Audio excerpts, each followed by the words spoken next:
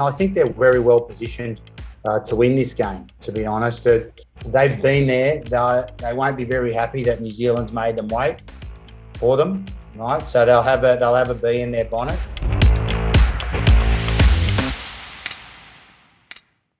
Guys, welcome to the third episode of In the Know with Michael Cheika, brought to you by Sporting News and GIO. My name is Brendan Bradford from Sporting News, and I'm joined as always by Michael Cheika. We're talking all things Wallabies, Bledisloe Cup and the Rugby Championship. Cheika was a few weeks ago now, a 57-22 defeat to the All Blacks at Eden Park. What are your thoughts and reflections on that second encounter a few weeks back? Yeah, it's a tricky one because I don't really think the scoreline reflected the game.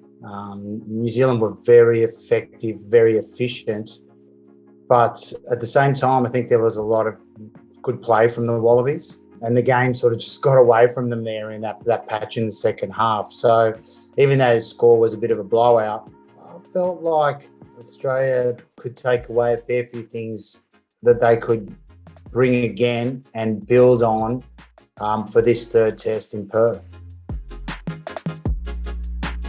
Where did you see the All Blacks take advantage, particularly in that second half there? Where did the All Blacks pull away? They can run it from deep. They've got the support play to connect with the offloading game, and they believe in themselves to be able to make something happen. So it was obviously when Ardie Savea was sent to the sin bin, there was a critical time in the game, and they really believed in themselves to still be able to come out of that 10-minute period, with an advantage of some sort, whereas Australia weren't able to. If you looked at the ruck count, for those that probably wouldn't get into that stuff, it wouldn't be that interesting for many of people, but for people like us it is. I think Australia had over 40 rucks in the opposition 22, compared to maybe 10 of New Zealand's, which means New Zealand's scoring from long range and they're scoring quickly if they do get into the 22, whereas Australia aren't being able to be effective. And the thing is, for Australia, lots of really good build-up work to get into that zone. And so from an attacking perspective, I do think that Australia's got a lot to offer and a lot to offer up in each test they have, and I think in the third test they'll even have a little bit more to offer up. What do you see as the difference in being able to, I suppose, maybe set that platform and get inside the 22, even inside the half, but not being able to convert that many opportunities into points? Well, there's no one single answer for that. Obviously, you've got the New Zealand defence. It's stronger in key moments than Australia's, and I think that Coach Rennie would be thinking, that's something that he would definitely be looking at, is trying to strengthen up the defence, and so that they can resist those moments when New Zealand come to challenge them. There are positives to take out of the Wallabies sort of two matches so far. Like what positives would you be taking out of their international season to date?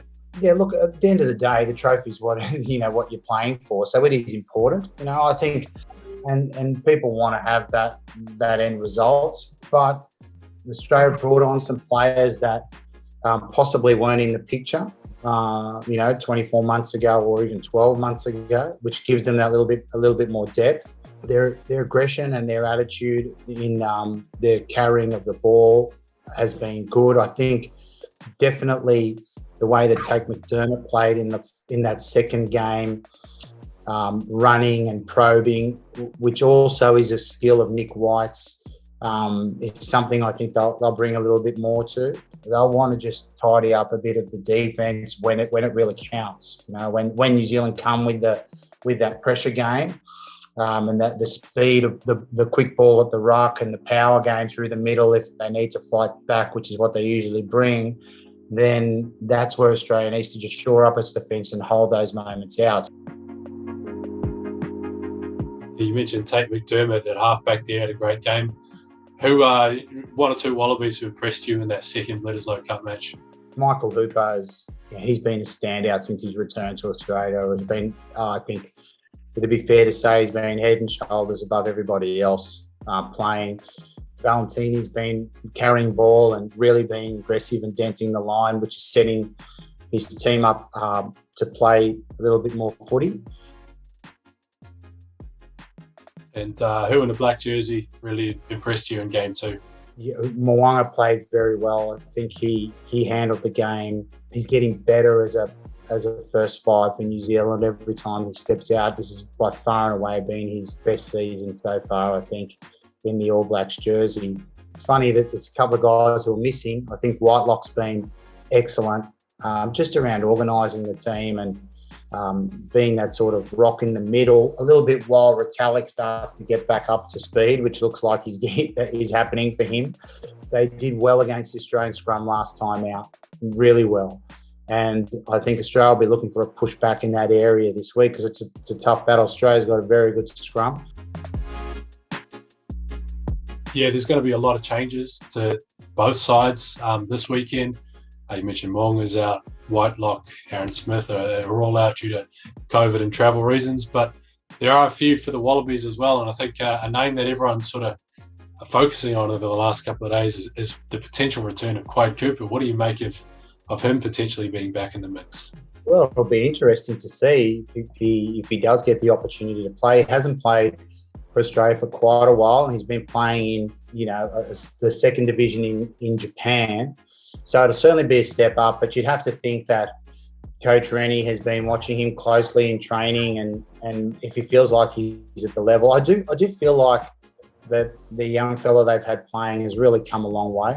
From the games he got thrown into last year, he took his first game to where he is now. That experience and giving him that time in the saddle has been invaluable. I'm not sure how far away James O'Connell would be. He'd be a valuable person to have lurking around, even if it's just from the bench, because he can cover multiple positions and he's got a lot of experience.